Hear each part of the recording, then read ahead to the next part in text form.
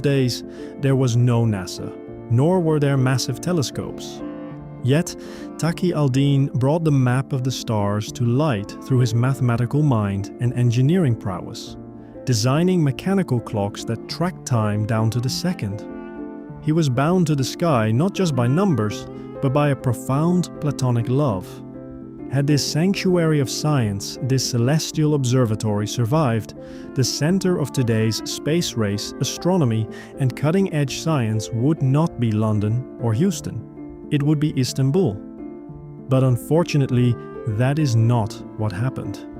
This magnificent love story and temple of science was bombarded from the sea and leveled to the ground in a single night by the forces of its own state, just 3 years after its opening.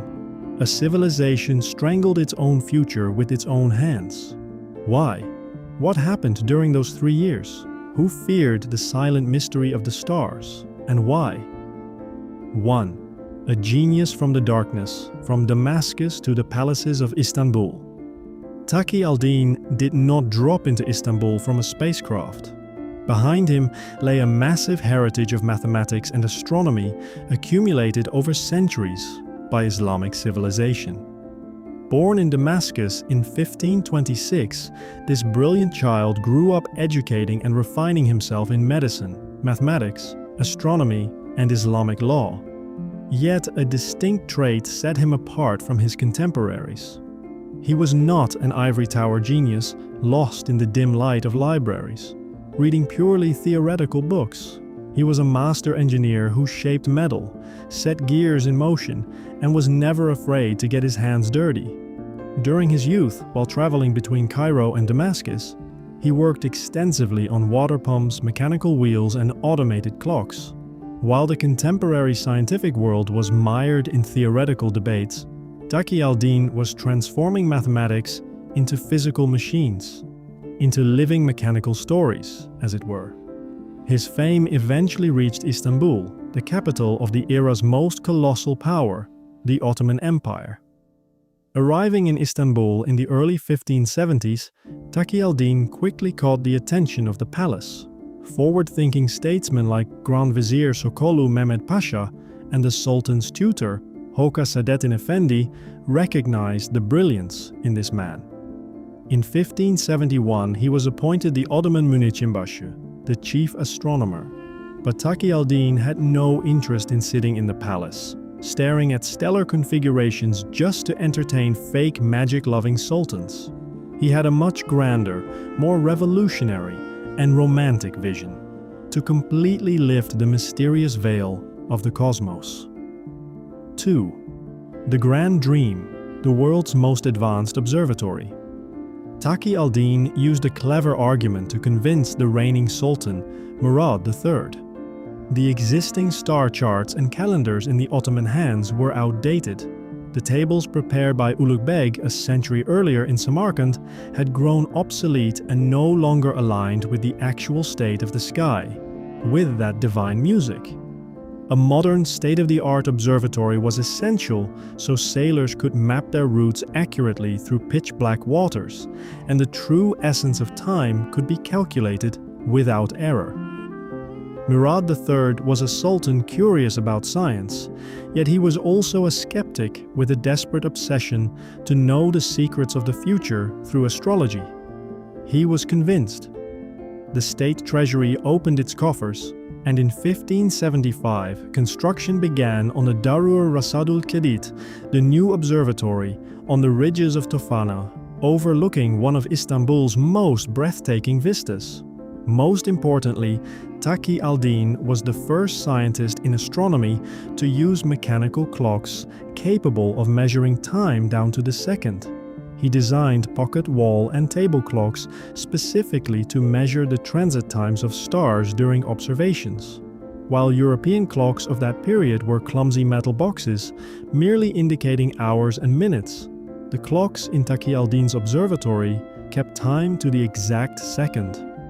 Istanbul had evolved into the world's most precise and romantic center for measuring the heavens. 3. The moon and the plague shatter the silence. It all began in the chilly autumn of that ill-fated year when the observatory opened and its observations reached their most industrious, magnificent peak. In the Ramadan of 1577, a massive celestial body appeared in the Istanbul sky, its tail glowing like a bow, painting the night a blood red. The city was in turmoil. People poured into the streets, weeping in fear as they gazed at this brushstroke across the sky. From his silent chambers in the palace, Sultan Murad III looked upon this terrifying yet mesmerizing omen and wondered, "Is this celestial fire the apocalypse of my realm?" The Sultan summoned his chief astronomer, Taqi al-Din, to his quarters. Having observed the star for days and nights, the scholar presented the Sultan not with a doomsday scenario, but with a rational and comforting report. He had calculated the star's movements mathematically. As the Sultan stood anxious, Taqi al-Din spoke in a firm voice. "My sovereign, this star brings no misfortune, but good tidings. It is a harbinger of the Ottoman army's upcoming victory against the Safavids and of impending abundance." At first, everything unfolded just as Taqi al-Din had predicted. The Ottoman army won multiple victories in the east, and news of conquests reached Istanbul. The Sultan was pleased. Taqi al-Din was at peace. But soon after, like a dark and tragic twist of fate, a pitch-black nightmare descended upon Istanbul. First, a string of sudden deaths occurred within the palace, claiming the lives of valuable figures close to the Sultan. Immediately following this, in 1578, a catastrophic plague outbreak struck the city. The Black Death roamed the narrow, foggy streets of Istanbul. Hundreds of bodies were buried every day, and wails rose to the heavens. To make matters worse, that same year brought colliding storms at sea, and famine broke out. In their immense suffering, the people searched for a culprit, a scapegoat, and the target was placed squarely on that mysterious, imposing building watching the sky from the walls of Tufan. The dark voice of ignorance echoed through the palace corridors. "We tore open the curtain of the sky, spied on the privacy of angels, and we have been cursed. That sky, once gazed upon with love, is now our ruin." 4. Reason collides with dogma. This was no mere ignorant panic among the public.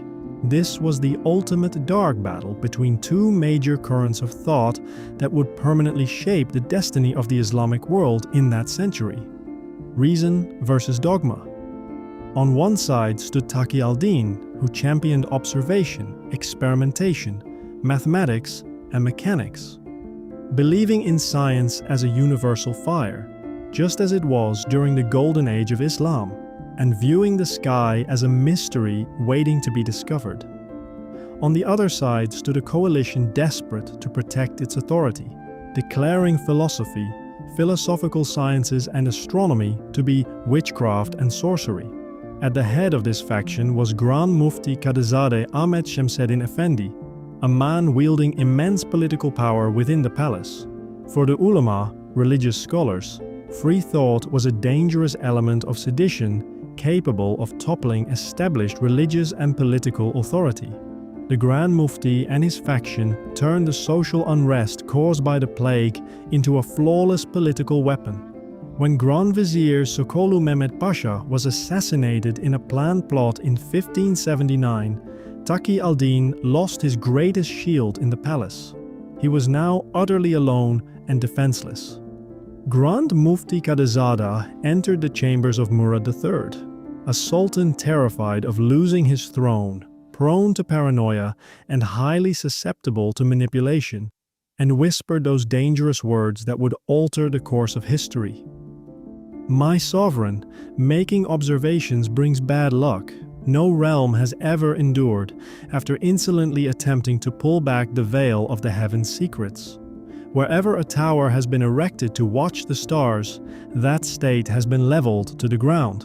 If you do not demolish this ill-omened building, religion will perish, the state will be ruined, and your sovereignty will be lost, my sultan."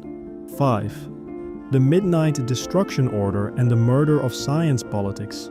fear, and anxieties over retaining power triumphed over reason, science, and the future. To protect his own rule and throne, Murad III ordered the sacrifice of science. The Grand Mufti's religious decree, fatwa, became the Sultan's unalterable imperial firman. A definitive secret command was sent to the Grand Admiral of the Navy, Kulich Ali Pasha. The observatory is to be dismantled immediately.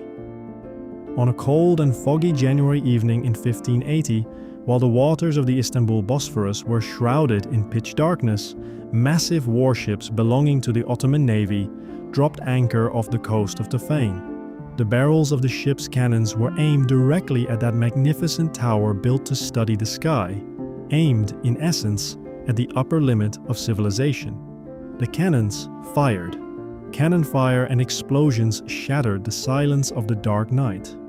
The mathematical calculations Taqi al-Din had poured months and years into, the precise mechanical clocks that tracked the pulse of the universe, the star charts, and the celestial spheres were blown to pieces by the heavy artillery and cannonballs of his own state. Soldiers stormed the building. Whatever could be salvaged, books, treatises, manuscripts, was burned and plundered by the ulama on the grounds that it was haram, forbidden, sending massive flames roaring into the streets. As Taqi al-Din watched the flames rising from the Tufan walls that night, he was witnessing the incineration of not just his life's work, but the future of a civilization. Only one building fell that night beneath the Istanbul sky, but this geography's epic love affair with the heavens, space, and enlightenment was permanently murdered. All that remained was the silent scream of a ghost vanishing into the dark waters.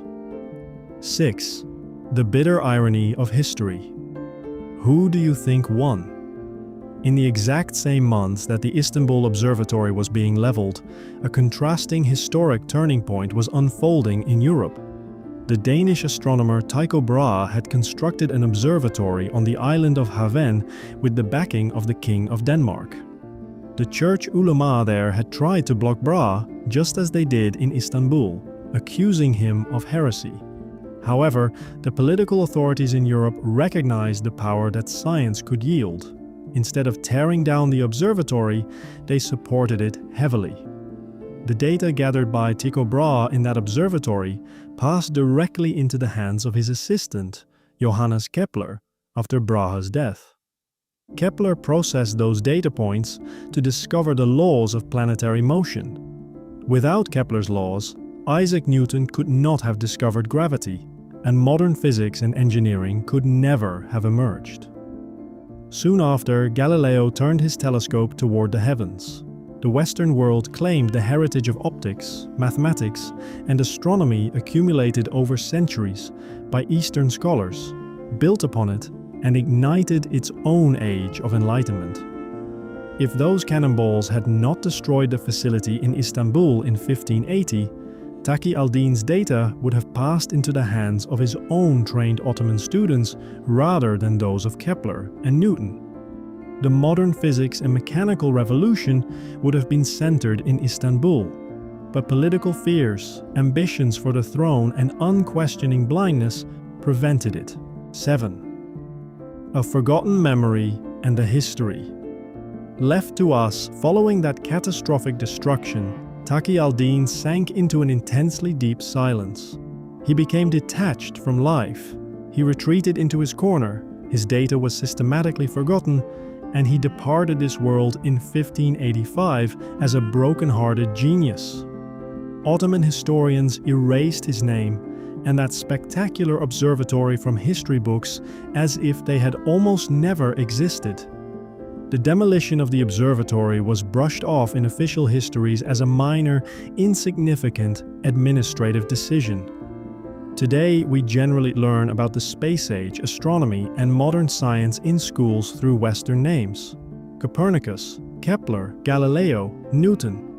But does the name of Taqi al-Din, who wanders like a ghost through the Istanbul skies and never received the appreciation he deserved, ever cross our minds?